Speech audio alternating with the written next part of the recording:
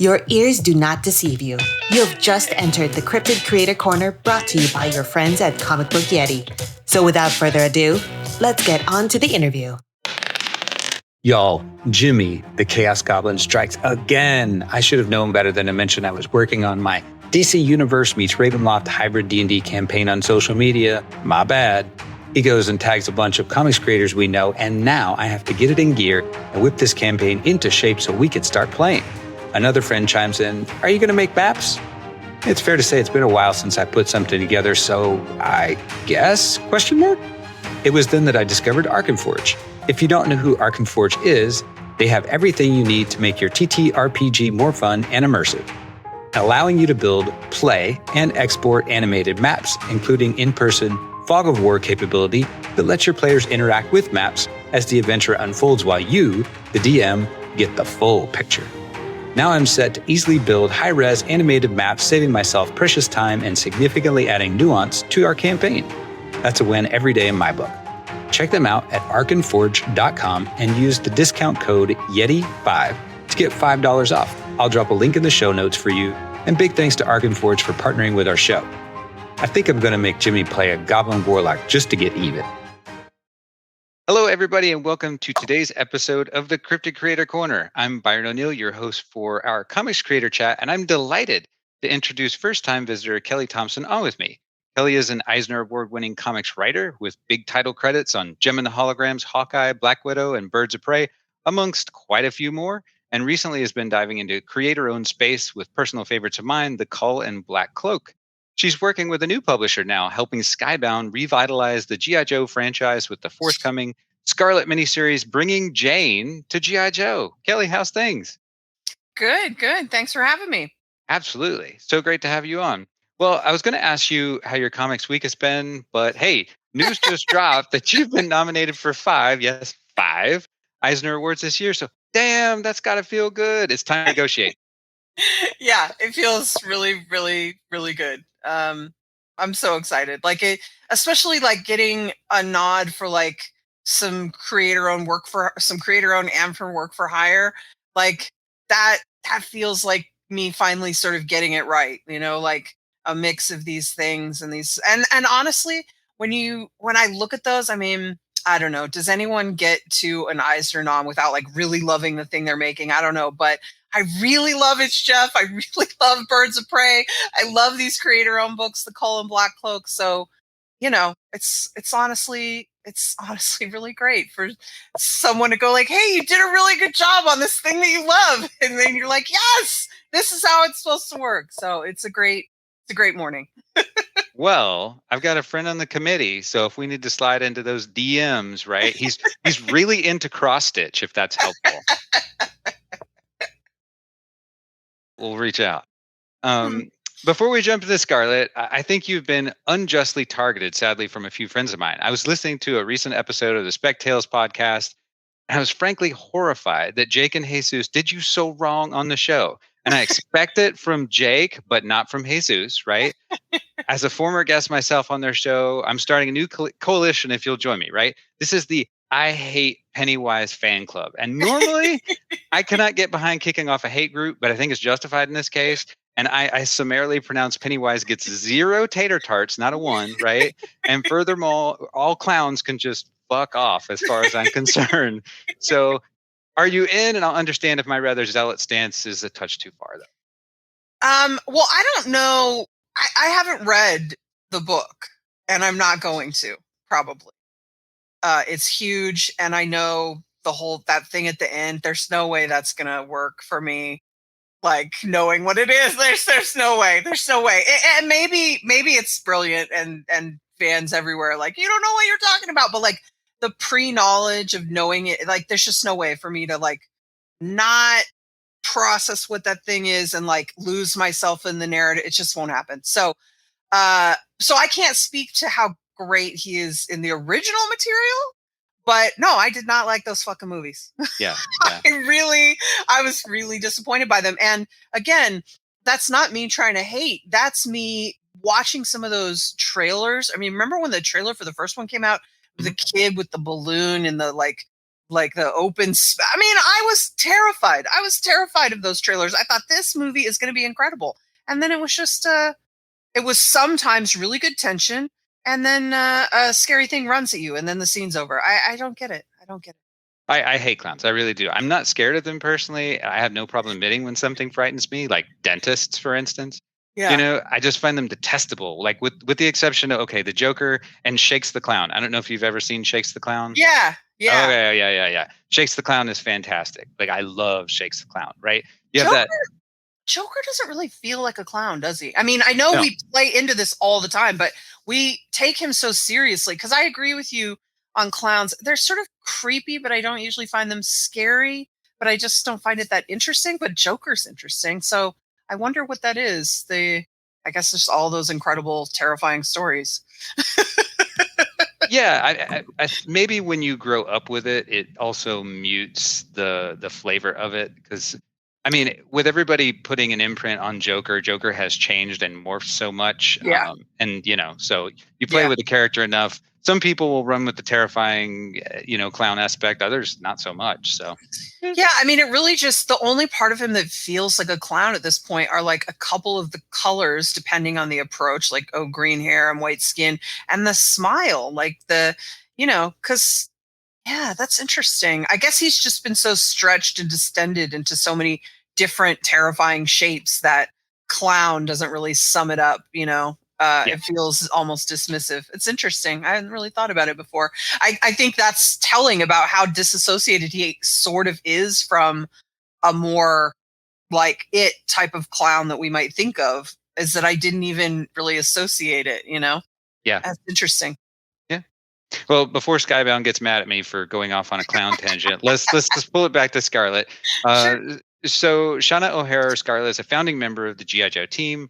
I remember her from when I was a kid watching the cartoon in the 80s, and she's about as foundational to me as like Linda Carter was playing Wonder Woman and defining the female superhero, right? Same, yeah. Okay, where is Scarlett in your DNA? Same. Okay. She was probably, I mean, I guess Wonder Woman probably did come first. When I close my eyes and imagine watching G.I. Joe as a kid, I'm usually in Colorado. And when I close my eyes and imagine watching Wonder Woman, I was usually in California. So Wonder Woman must have been first. But Wonder Woman felt very different than Scarlett, if only because Wonder Woman was like a solo hero and Scarlett was a thing that as a girl you would get a lot of as a kid if you were interested in more sort of quote boy coded material, which is that you get a token girl on every team, right? And you were really at the whim of the show as to how great that female character was or not. Like if you were, because that was who you were going to connect to as a young girl watching this material. And I've always felt with Scarlett, we were really lucky because she was super cool and she was interesting and she had the great red hair. So I sort of had a crush on her and wanted to be her and like all of that imprinting stuff that's so important when you're little, when you're looking to these things where you're seeing heroes that you want to be. So she was really one of the first. I do have to acknowledge Wonder Woman probably got there first, but I think Scarlett, because I was a little older, she actually had more of an impact. Like when I think of myself as a Wonder Woman fan, which I am, it really came later in life, even though I had seen the show and stuff like that. But I was a G.I. Joe fan from a little kid. So did that Marvel run of G.I. Joe in the 80s, were you a reader of that as well? No. I didn't read any of that. So I've gone back and read some of that stuff since. Sure. Yeah. Both for research purposes and separate from that. But I wasn't reading, certainly not in the 80s, but I wasn't really, one of the things that I think the G.I. Joe show was so great at is that I'm not that interested in like war stories and battle stories, but they put such a superhero vibe on it that even though they were still military, they all felt like these special characters with these special attributes, the things that we saw, I think, connect with superhero stuff. And I think that's one of the reasons it was probably so, like, they didn't just look like a bunch of military guys the way, a war movie looks to a kid. They looked more like superheroes. Oh, Snake Eyes can do this cool stuff and whatever. And so I think that those were things like as a kid that helped me connect to it in a way that didn't feel like war. It just felt like heroes, which was always more appealing to me. When I thought of like war stories or soldier stories, I would think of like, oh, some dumb movie my dad's watching or whatever, right? But like G.I. Joe was able to transcend that and like make those characters interesting to me. Hey, this guy has a freaking wolf. Like, it's cool stuff, right? Like Right, that you mostly do not get to see in your dad's serious war movie that he's watching. So that was Although if helpful. there was a wolf was in it, man, would I be locked in, right? Yeah. Well, this whole Skybound Intergon universe concept seemed like a big swing. Right? Honestly, to me at the time, trying to mesh Transformers and G.I. Joe, you'd think two beloved classic flavors would make for a great combo, like chocolate and peanut butter. But I had my doubts. Those have been proved very wrong. But admittedly, they recruited some of the top writers in the game on all these projects. Starting with Kirkman with Void Rivals. You roll into Daniel Warren Johnson on Transformers. Joshua Williamson's doing Duke and Cobra Commander. And I guess what would probably be considered the next phase of the rollout with you handling Scarlett and Dan Waters on Destro. So how did you get involved with all that? So, I was just lucky, I guess. With you do some work and some people think you might be a good fit at something like this. And so I assume my name went on a list, hopefully a short one. And I got the call. And because Scarlett was one of my first geek loves, like there was no question. I was jumping on it. I didn't even hesitate. I was also excited to work. I've never worked with Skybound before. And I had some of the same concerns you did, I think, about the Energon, what they were doing there, particularly because while G.I. Joe has always interested me, Transformers is not something I super connected to when I was a kid. And so I've been offered a few Transformers things over the years, and I always sort of back away the same way I do with Star Trek, where they're really interesting to me and I'd be interested in telling stories in those worlds, but I just know I'm surrounded by a lot of other really talented geeks who that's like their favorite thing. So like, why am I trying to tell some great Transformers story when I'm surrounded by a dozen people minimum who it's like their most passionate thing. So, so I never really went after that stuff, but because of that, like combining Transformers with G.I. Joe, like I suddenly go, oh, maybe that's not going to be for me because I'm not really a Transformers person. So I was really excited when Void Rivals came out. Kirkman is obviously incredible, but also Lorenzo, the artist, is it DeFelici? I've forgotten now. He did that book Chroma, which is one of my favorite books I've read in the last, however many years. It's incredible. I interviewed him about it. It was great. Yeah. Incredible. I love it. He doesn't need me at all, but I'd love to work with him. So that Void Rivals, I was just incredibly impressed with it. It didn't feel like Transformers. It didn't feel like G.I. Joe. But the reveals within it were super interesting to me. And I was like, okay, now I get it. Like, if you can bring this to it. So, I would say certainly Duke and these other books we're doing are less like wildly innovative than Void Rivals because they're more traditional takes. Like it's not as far afield as sort of the way they brought in all the Void Rivals and like tied it all together to me. So this feels a little more classic Joe, but it does still feel, sorry, too many L's there. It does still feel really modern and just energized in like all these connections that you can make between these two properties. And I just think some of the moves they're making are really cool. And that Duke book, I wanted to punch Joshua in the face because he made it so good. How do I follow that up? Like, honestly, it's very intimidating. Like when you come into a line like this, you want the books to be good because you want to be a part of a strong line. And that's part of why Void Rivals made it so easy to say yes to doing Scarlett because I knew they were doing cool stuff. But you don't want people to be too good because then you have to go after them, Josh. I do think that they've been incredibly smart about who they've brought in, not speaking about me, obviously, but, Joshua Williamson is not only an incredible writer, but that's the super fan. Like I feel like I'm a Scarlett super fan, but that guy's a G.I. Joe super fan. He knows everything. And like, you just feel that energy and that passion for the property. You can just feel it in everything he's doing and like how he's helping to build that whole world. It's very cool. And I'm honored to get to be a part of it. I hope I won't let anyone down.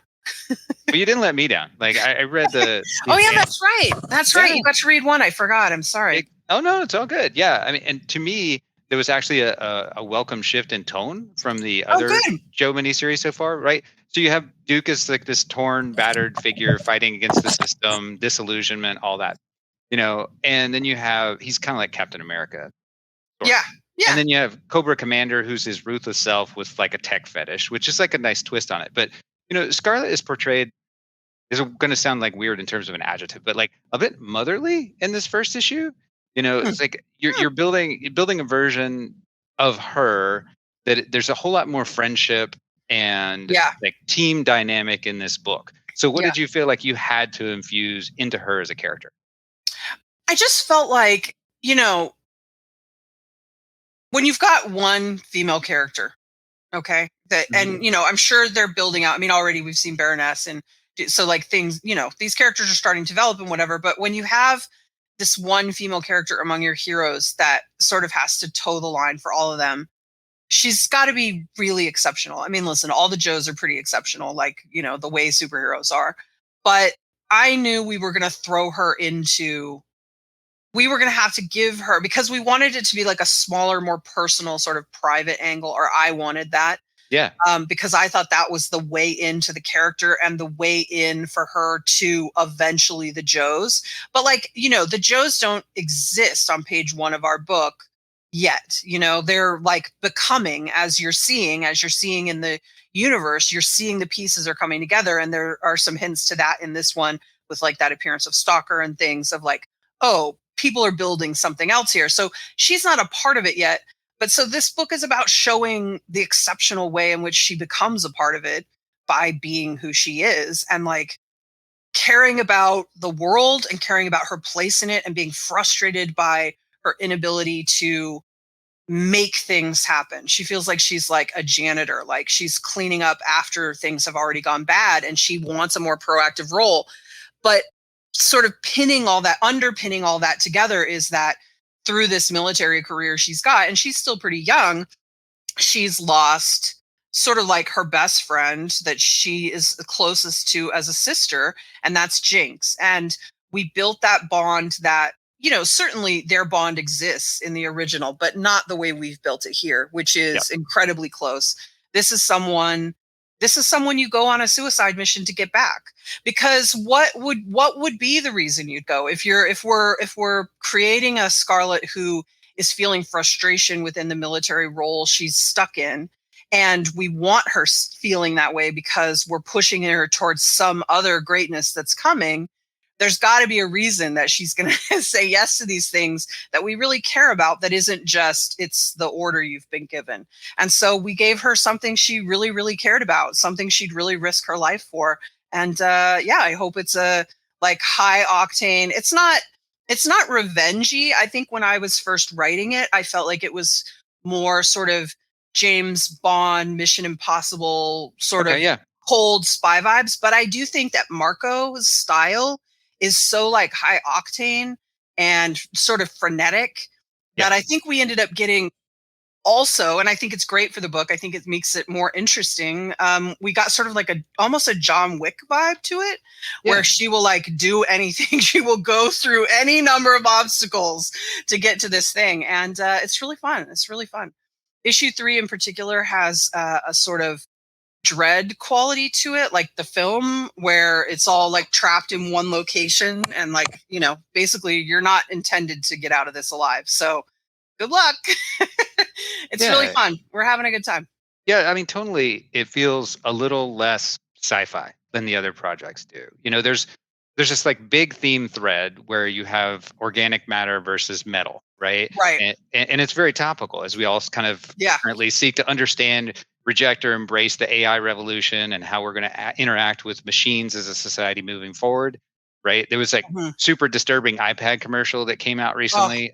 Did you see that? Did you see the reverse of it though? Genius. It's terrible. It's terrible. Well, but did you see the guy that reversed it? No, I have not seen that one. So right after I saw it and everyone was yelling about it, and I didn't yell about it, but I agree. There was something really soul destroying about it. Yeah. And it was shocking that nobody could see that except for everyone you showed it to the second you unveiled it. It was universal. Yeah. But so a guy was like, here, I fixed it for you. And I'm sorry, I don't have his Twitter handle. He basically just reversed the ad. So it starts with the iPad being all thin and beautiful on the thing. And then it opens all that stuff up. So it's creating instead of destroying. So it makes the piano instead of destroys the piano. It told the same story, and it was incredibly soul restorative. They should pay that guy. I don't know how much people make on commercials. They should pay that guy that money and reissue the commercial like that. I swear it was exactly what they wanted to say and what they thought they were saying. And all they had to do was reverse it. That's it was a mind. It was a step back moment to me of like, watch your POV shifts, because look at how that changes that. Yeah. You went from saying exactly the opposite of what everyone wanted to hear to telling them and showing them exactly what they want. Like I couldn't believe how genius it was with just that POV shift. It was incredible. I'll have to check it out. That's cool. You should. And yes, that commercial was awful. And I'm sorry I completely ran over your question, which was a very good question. No. Yeah, I mean, to me, that kind of moving away from sci-fi, and in this particular story, and you have, I guess, the excellence in this totality, big picture package, right? Is that they're all like character-driven stories, ultimately, which you kind of reference, And so, what restraints did you have from the jump in terms of a remit for it? Well, so we do have restraints on people we can bring in. I think because we all, as fans, you just want to throw the fun characters at the project. Everyone wants to reach for everyone. Yep. Of course. But I tried to not be too greedy. I had been gifted with Jinx and Storm Shadow, which was, who I really, really needed. And I got Snow Job. I also wanted Snow Job, but, and I got like Stalker in there and stuff too. But I mean, the instinct is to reach for all your favorite toys from the toy box. And I think cooler, calmer heads prevail. And they're like, no, you can't have all those things. Like, let's build. And you're like, oh, okay. We have a plan. Yeah. So there are restrictions on like who you can bring in. You don't want to put everyone in round phase one. And, you want to really get people. I mean, I guess that's why I'm so happy that we were able to build this Scarlett and Jinx relationship and this whole mission in which, I don't want to give too much away, but this suicide mission Scarlett goes on in hopes of getting her back, or at least discovering what's happened to her. It allows us to build it organically so that I hope that people will feel like it doesn't feel like we'll ever have to go back and I mean, you could do an origin story, but this is it. This is building her into the person she's going to be as a Joe.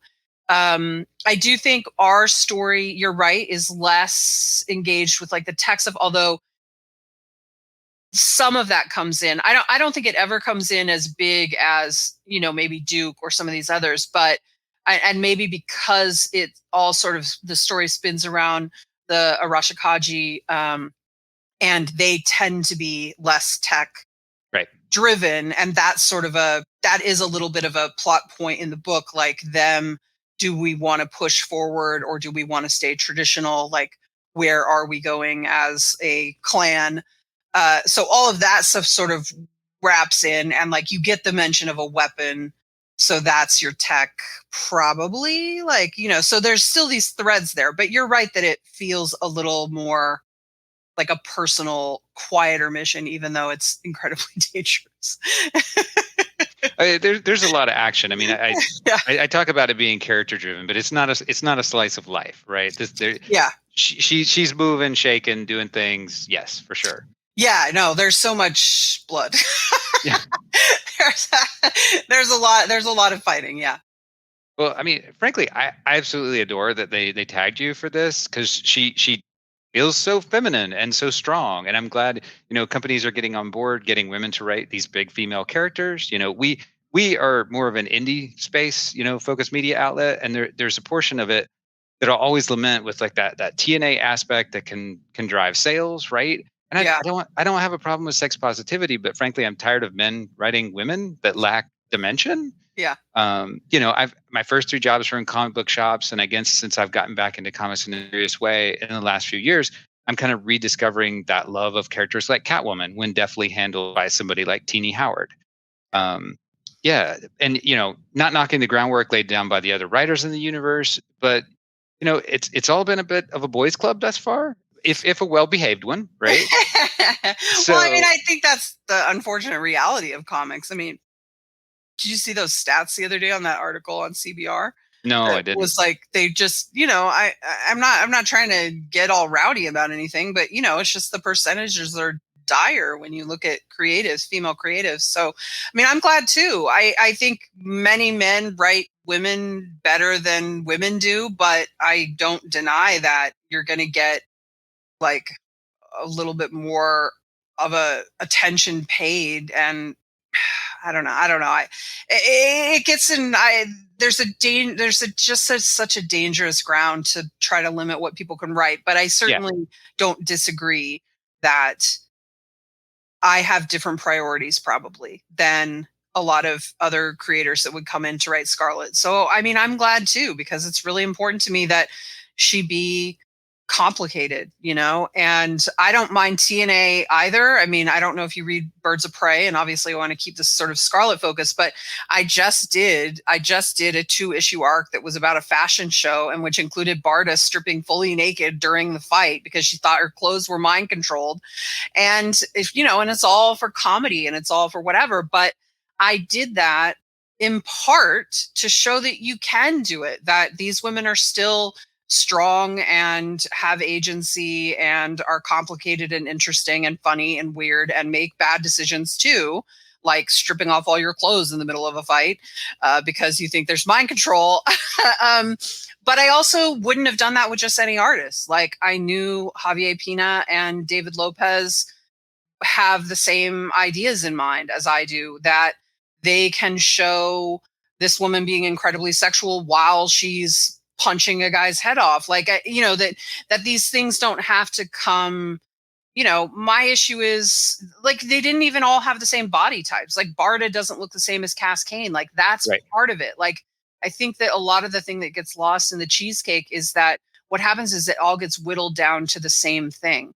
So it's not that the character looks sexy, it's that the character looks sexy and she looks exactly the same as the other 2 characters standing next to her, who have completely different personalities and completely different power sets, and they would have different workout regimes, and yet they all look like the same, size 2 supermodel, not a gymnast, So right. I just think it's all really complicated, and for most comics, you're asking too much to be even talking about those things. But good comics, great comics, do think about those things and care about those things. And it's part of how you develop a badass Scarlett who's going to be able to hold her own in a G.I. Joe universe. Well, and I would argue that the thought that goes into it that you clearly put in, also proof is in the pudding, right?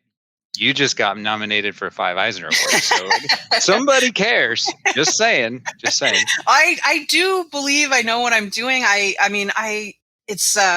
Sometimes I feel like it sounds like bragging, but like, I spend all my time thinking about this. Like, I care about it as much as you can possibly care about it. So, I'm glad I'm doing a good job, because it would be really upsetting if I cared about it this much and I'm still not getting it done.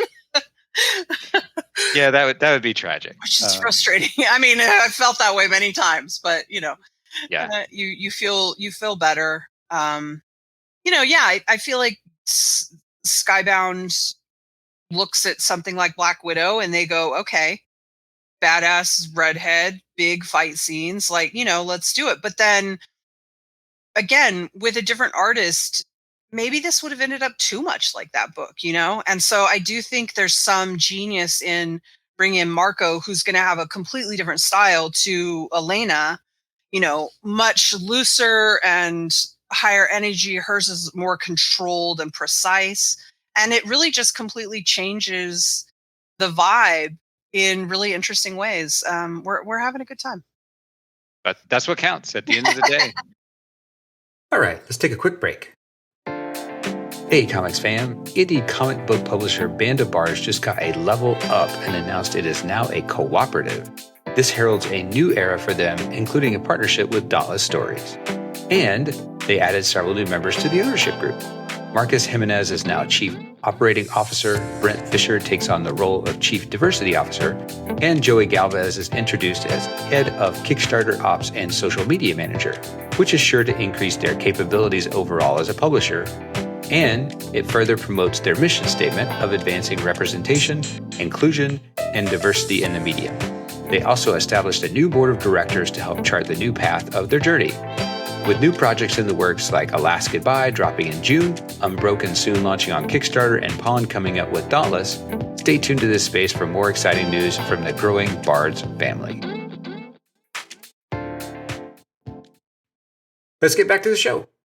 And switching gears a little bit, while we're talking about girl power, you have another big IP dropping soon, this time with Dynamite and Powerpuff Girls. So night and day in terms of Scarlett G.I. Joe to Powerpuff Girls. But, you know, back in the day working concerts, believe it or not, Powerpuff Girls were my unwind watch after a stressful day. You know, I totally get that. That makes sense. Yeah, right.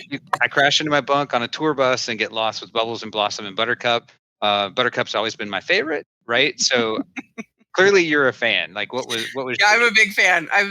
And Bubbles is my favorite, although I'm more like Buttercup, and I do love her so much. Yep. I'm a big fan. I'm such a fan that when I was living in LA after college, I tried to write and storyboard some episodes, maybe get a job as a writer on the show, maybe get a job as a storyboard artist. I didn't know how any of it worked. I was learning a little bit how the storyboarding worked, which I could have been eligible for, but I just think there weren't any openings at the time that I was working on it. But anyway, I'm trying to dig out from my garage. I know I've got a few of those sketches left, so I'll hopefully put them on my Substack or something, which will be funny. But yeah, I've been a fan going all the way back. And I think anyone that's not a fan has not seen it, because it's really funny. I was reading the comics the other day, and I was just laughing in the living room. And my partner was like, "What are you reading?" And I was like, "It's a stupid Powerpuff Girls comic. It's so good. Like, it's just really creative." And the world is built in like it is an incredible bit of world building, from the sort of the styling right on down to, you know, the iconic colors the girls have. I just think it's incredible stuff. The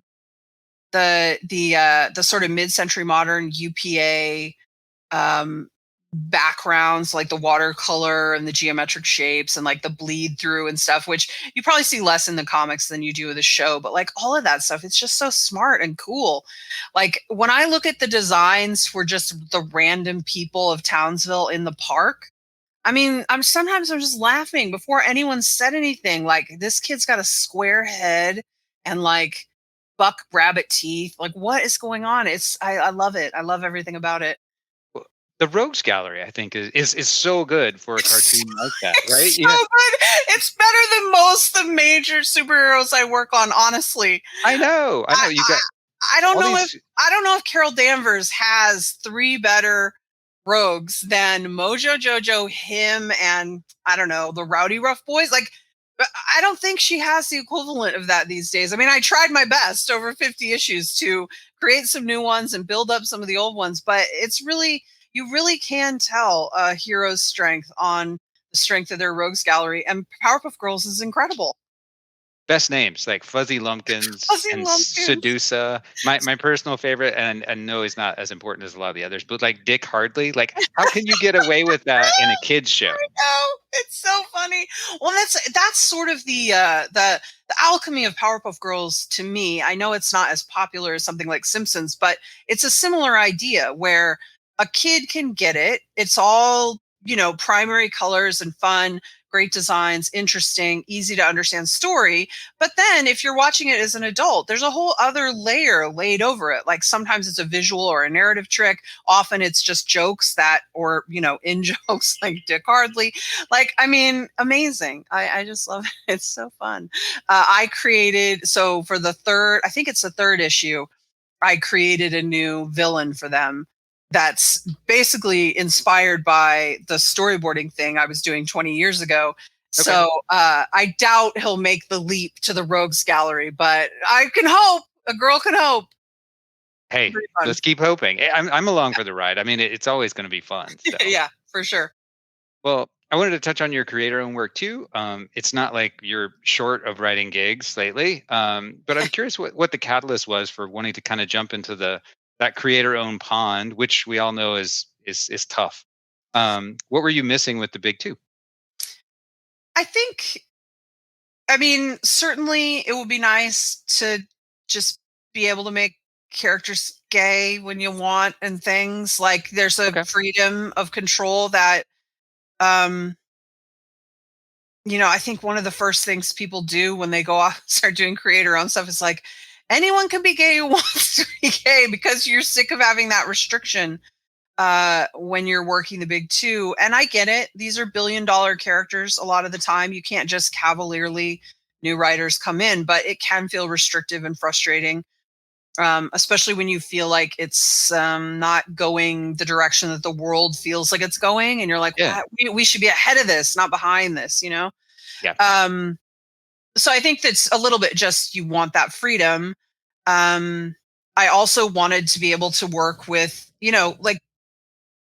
like I'm very lucky in that I often get paired up with exactly who I want to be with on books. Leo and Jordy and I coming together on Birds of Prey, stuff like that. But if you for sure want to work with someone, the only way to ensure that's going to happen really is do a creator-owned book. So like, how long was it going to take for Maddie and I to get paired up on something like Jessica Jones again?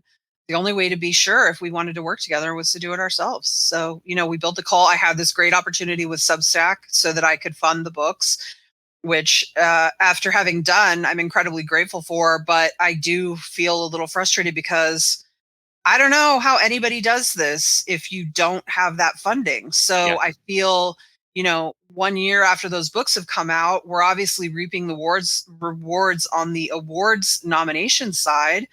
That's great, but it was a really tough year financially, and I don't just have the funds to fund more of those books. So it's a very strange position to be in, where you're like, so I'm so successful, we got 5 Eisner nominations, and we can't pay for new volumes of any of this. Like it's really hard, Yeah. So comics are tough.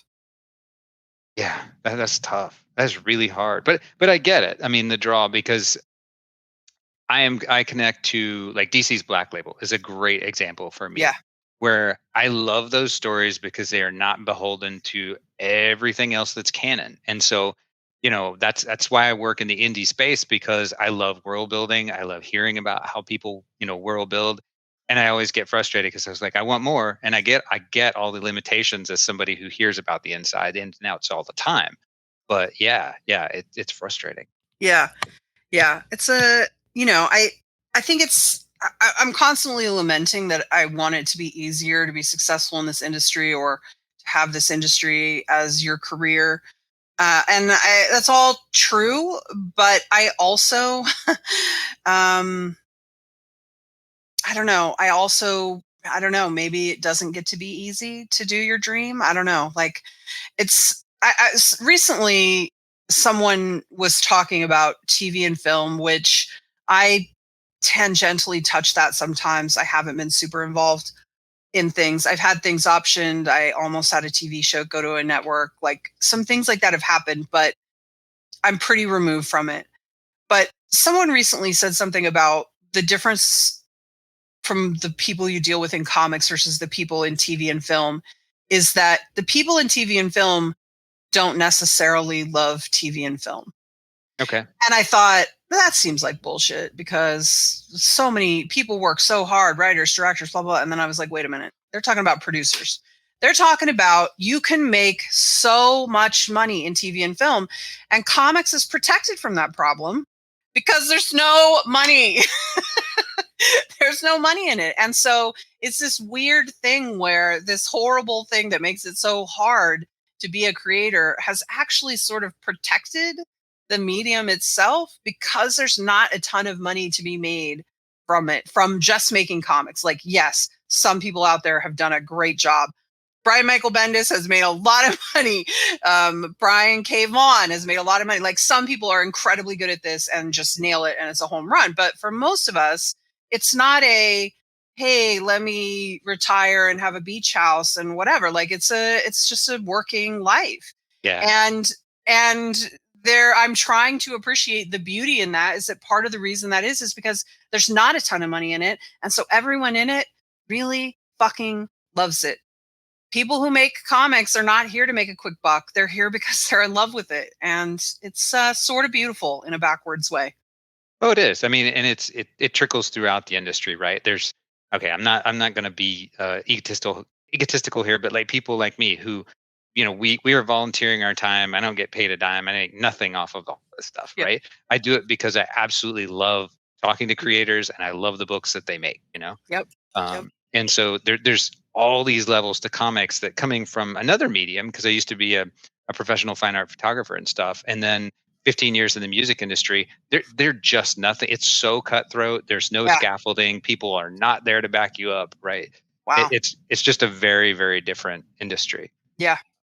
But it goes back to that thing we were talking about before we started recording, that I'm trying my best to sort of appreciate things even when they're weird. And I think that that's a weird way to appreciate the fact that comics are tough, is that part of the reason it's not easier to make a living wage in this means beautiful people love them and are involved in them. And so it ironically makes the experience of making them even better. And it makes it more, you want to stay in it and you want to do more of it. Like, I don't know. It's a tricky thing. Life, right? Who knew? Complicated. Oh yes. Trust me. As a disabled person, as somebody who became a disabled person late in life with an autoimmune condition, do I understand that statement? Yeah. Well, let's try to help sell some Cull trade paperbacks then, because those just came out. And if not, hell, we'll just answer my questions, right? So I read mostly trades. I'm not a super big single issue guy, but I did pick up the first issue of the Cull and recently the trade paperback. And that I gotta say, so the first panel on the first page totally sucked me in, and I don't know how purposeful putting a location is in there, but a bit of a backstory. Being the fine art photographer, I taught landscape photography workshops in national parks and such.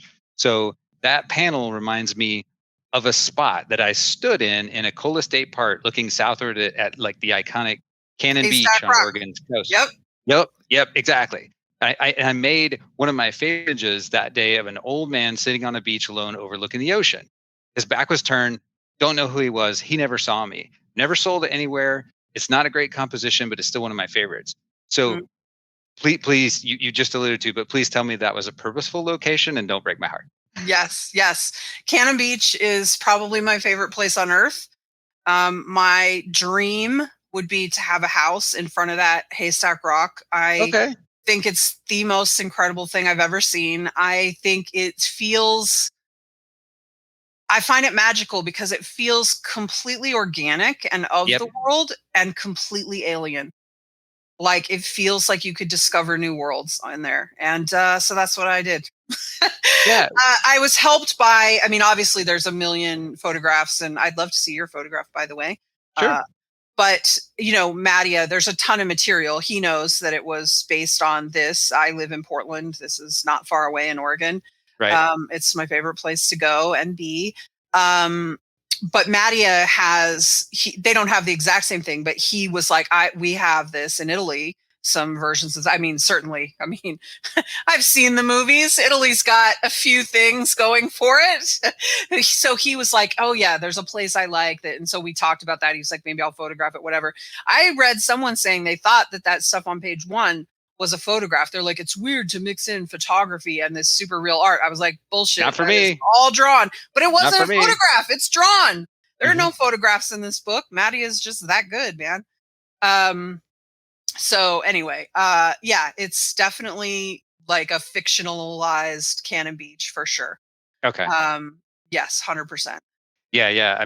These stacks really are like magical, right? There's this weird nexus confluence of transitioning from the beach and like timing is so important because It's you can totally get stuck out there. Yes, it's always changing because of the tides. So how it interacts with the world itself is bizarre. I just find it completely magical. Yeah. Well, that unknown man is likely why I connected to the book so much. Because like Mm, every time I look at that image, more than any other that I've probably ever taken, it transports me. Like I am and I'm not in the shoes of that guy. And there's that gulf of space, but that is between us, and it's like this unsettling glimpse at aging and confronting like the vastness of space and our yeah, infinitesimally small stature in it, right? yeah. So that exploration of liminal spaces in the book just speaks to me, especially as I Mm. approach turning 50 this year. So why did you want to play with the liminal spaces? You know, because and it's weird because it's come up twice in interviews over the last month. And do Portland Comics Pros just like have coffee at Voodoo Donuts and talk about them or something? Like, Well, what did it come up with for you? Because I did see there were two books or things that right around the time that the Cull was coming out, I was like, oh my God, liminal space. What are we all using this now? Someone else had used it. It was in something right at the same time that I was using it. It's whatever. It's that collective creative energy or whatever, right? Where you get two Armageddon type movies at the same time or whatever, but much smaller scale, I guess. My idea for doing the liminal space was because I didn't want them to go to another world. I wanted them to go to a place where you could go to other worlds. okay, So I wanted a connective place that would be scary and change and be idyllic, but also dangerous potentially. That would be sort of almost like a key you had to unlock to get to these other places. You know, we had a lot of trouble in the first issue deciding how to show the space as a reveal, like, but from their point of view, and we couldn't really make it quite work. And so we ended up reversing the shot out so that you're seeing them, like, you can't really make them out in this double page spread that opened it up. And in that spread, you can see all these different rocks, and you can also see in the distance, in the background, these other big creatures like you see in that teaser. hmm But these are all things more for someone who's excavating the issue, not for, like, I think they're blink and you miss it kind of things, but they're all put there in the hopes of developing longer narratives, right? Like, this narrative is very specifically about, I mean, as anyone who's made it to the last page knows, it's very specifically about this thing. And there should be and can be, and I hope will be, like a million other stories in the Cull that are about different places. Of course, it's hard to talk about without right, sure. spoiling on that Yeah. one. Well, the other creator I was talking to was Michael Avon Oming, and it wasn't in relationship actually to a current project. It Hmm. was he was on another podcast about talking about a sort of paranormal slash supernatural thing, Mm-hmm. and he he described it as liminal space, and just that very very unsettling. You know, not like he Yeah, actually saw something, but you know, there yeah, was just something very odd about this particular space. yeah, Um, yeah, and I actually think it's coming up more because of COVID, yeah, and because we had so much more time to ground into ourselves and slow down. And yeah, so everybody's reflective and they're just spending more time seeing space and understanding the transition as you move through the world as opposed to XYZ, you got to do this in my yeah, day. So yeah, yeah. well, I want to spend just a sec talking about how special Madia's artwork is in the series because like the force is strong with this one. It's like you It's mentioned incredible. that photorealistic quality, and I had to go back and flip through everything, and I was surprised by the panel construction, and even more surprised that I didn't notice it at first because I don't believe there are more than like 6 per page ever, and on the main they have this unique panoramic width to them Yeah, which gives very it that cinematic feel. cinematic Where feel. did that come from? I I I didn't say I only want us to use these, but when we were talking about developing the book and we were first figuring things out, my suggestion was that we keep everything in these long horizontal panels for this cinematic quality, because not only does did I know all the visuals had a cinematic element, these beaches, these rocks, these creatures, this weird liminal space. I knew that we were going to have that. I also just knew with his style, it feels cinematic. Like there's no reason to fight it. It just, you feels like you're looking at movie stills and like leading yourself through a television show or a film, and breaking it up into these other smaller panels.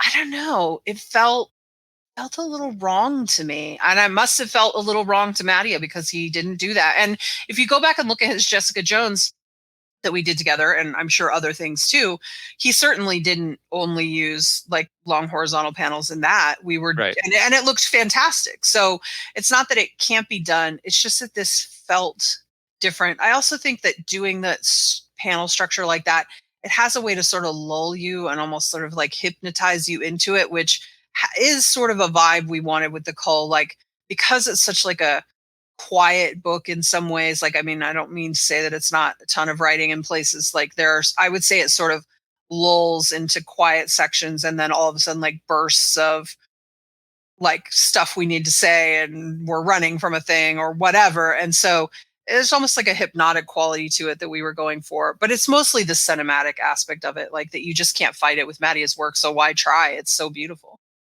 Yeah, it's absolutely gorgeous. And that construction, it changes the way you move. Your eye moves completely on a page. Yes. Because we're so used to bouncing in these zags, Yes. with comics. And this is almost, a lot of it anyway, is vertical.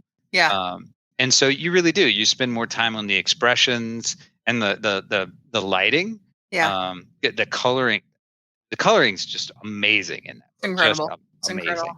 But I realized when we started, because of the way the tides were and because I wanted it to have some horror vibes right from the jump, they start out their adventure in like 3 a.m.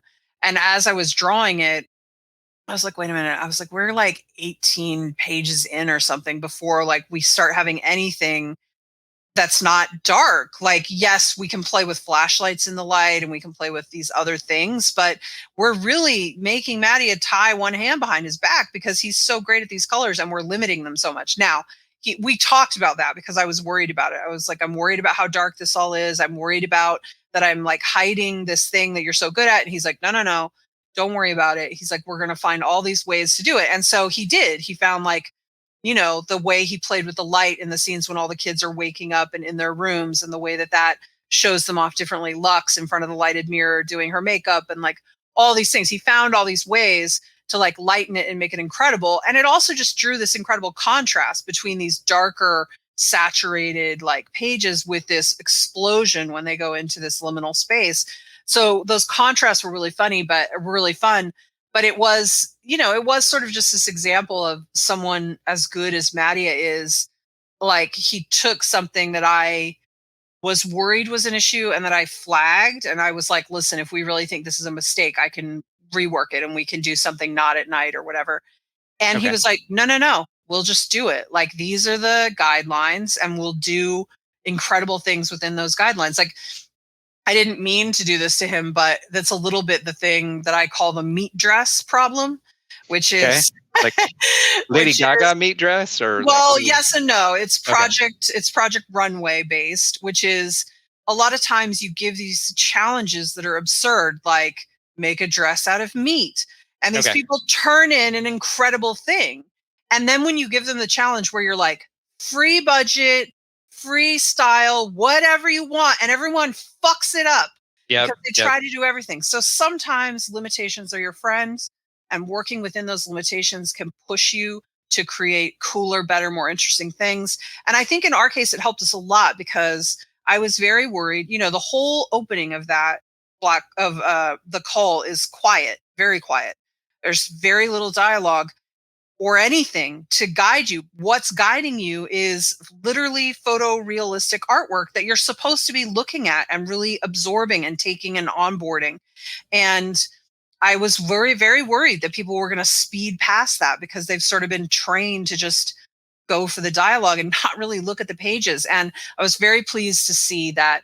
I think in large part, thanks to Mattia's style, people really did seem to slow down and like pick up the clues and like get into it, in the way we were hoping. So it was fun. Yeah, yeah, I enjoyed the hell out of it. So I'm assuming, talking about restrictions making for a better product, that the Cull's restriction is monetary, is in terms of cranking out more. Is that correct? Yeah, let me amend that. I don't think monetary restrictions are helpful. I'd like the universe to know. Yes, I think right now, unfortunately, that's our problem. I mean, if I had the money, we'd be doing more of the Cull, but instead, we're sort of figuring that out. I think currently, as it stands, probably, I think we're going to do more, but I think it's going to take time to get there because I'm going to have to basically raise the money to do it, Yeah. which is hard because I need to be raising money for plenty of other things in life, but I love comics the most. So probably that's what I'll do. Well, as a pretty prolific writer, right, in the medium, what would you consider your most personal story to date? Hmm.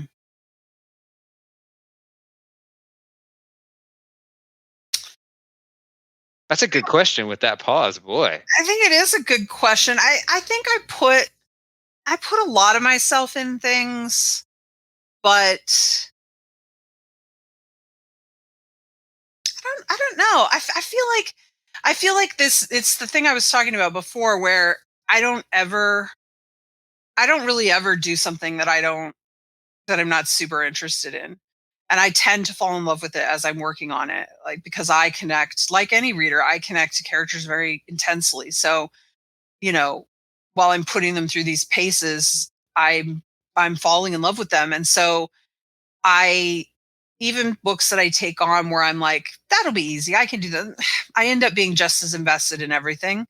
And so I think that means I put sort of myself in everything. Like the Cull looks and feels more personal to me, but I put a lot of myself in It's Jeff too. So I don't know. I don't know. It's a good question. I also think maybe the fact that I can't answer it means I haven't gone far enough, maybe, which Okay. is Or interesting. haven't written it yet. Yeah, that's what I mean. Like, I think I will say I do think I'm in a weird leveling up moment where I'm struggling to push to the next level. So maybe that's part of it. Maybe I need to be more personal. It's interesting. All right. Well, we need to make sure to get you enough money to write that story. Yeah, someone send me money.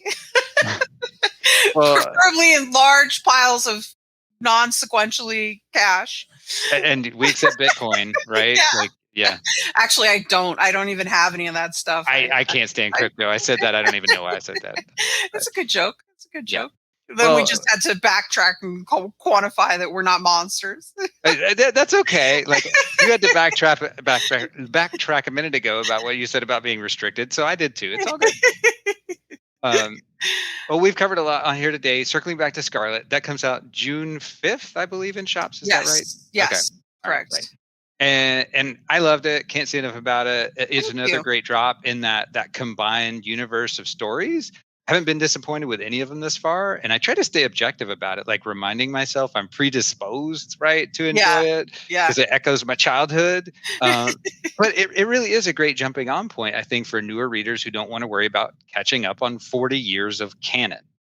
Yeah. Which is to say, buy this book and put more money in Kelly's pocket so she can expand her creator and work. And yo, Joe, kids, is that like sort of how we move towards wrapping up? Like, are we supposed to say that? Yeah, I mean, it feels like you should. I said it at the end of my little introductory thing at the end of Scarlett, the first issue. Yeah. And, as I was writing it, it just felt right. Like, I wrote it and I was like, it's cheesy, isn't it? And I was like, it just feels right. Go, Joe. Hey, whatever. If it feels right, do it. Clearly, you're doing something right. I mean, proof is in the pudding. I hope so. Well, if you want to hear more from Kelly, go listen to Spec Tales, despite their poor taste in movies. Jake and Hayes do a great job with it, kind of an interesting format. And I love that your speculation bit was some of your own stuff, plot, shameless self-promotion. Right? No, I really do. I lament when I'm talking to creators and they don't self-promote enough. And I know it's hard for most creatives to do that. But you have some great signed stuff on your website. So pitch that. Yeah, I do. I have signed comics on my website. Everything's pretty reasonably priced. And I've got trades. I do have deals right now on trades, which, Eisner nominated books. Better go. There we go. Black Cloak and the Cull available on the website. If you need it immediately, though, don't order. I'm a one-woman show. It takes a minute to ship, but, it's not too bad. No, that's all good. Like, I don't know many creators that have as much on their website that's available for people to buy. So please go check it out. And they can find you. You're most active on the Substack, is that correct? Yeah, Substack's the best spot. That's 1979 semifinalist.substack.com. I am still on Twitter, awful as it is, and Blue Sky. Blue Sky is under my name. Twitter's 79 semifinalist. But Substack is the best place to keep in touch with like all the links and everything. And, if you don't want too much, like the free newsletter is just like once, maybe twice a month. And then the paid one has more perks and gets you discounts in the store and behind the scenes stuff and comics when we've got them. We don't currently have new comics, but we do regularly have them. And it's cool. It's also you can comment, which I'm a sucker for. The whole reason a bunch of us got off Twitter and started Substacks before the paid Substack was even a thing was just because Twitter had become so awful. And so it has been a really good job of like building a little community there. It's like, you don't have to worry about getting in a fight with anyone in the comments section or anything. It's just nice. Just people who like comics talking about comics. It's good. How novel. Like it used to be on Twitter. In the good old days. Oh, now I really feel old. We start talking about that. That's bad. We don't need to go down that road. But Kelly, thanks so much for coming on and hanging out with me today. It's been a lot of fun. It's been a lot of fun. Thank you. Yeah, absolutely. Yeah. Well, this is Byron O'Neill, and on behalf of all of us at Comic Book Yeti, thanks for tuning in, and we will see you next time. Take care, everybody. This is Byron O'Neill, one of your hosts of the Cryptid Creator Corner, brought to you by Comic Book Yeti. We hope you've enjoyed this episode of our podcast. Please rate, review, subscribe, all that good stuff. It lets us know how we're doing, and more importantly, how we can improve. Thanks for listening. If you enjoyed this episode of the Cryptid Creator Corner, maybe you would enjoy our sister podcast, Into the Comics Cave. Listen and subscribe wherever you get your podcasts.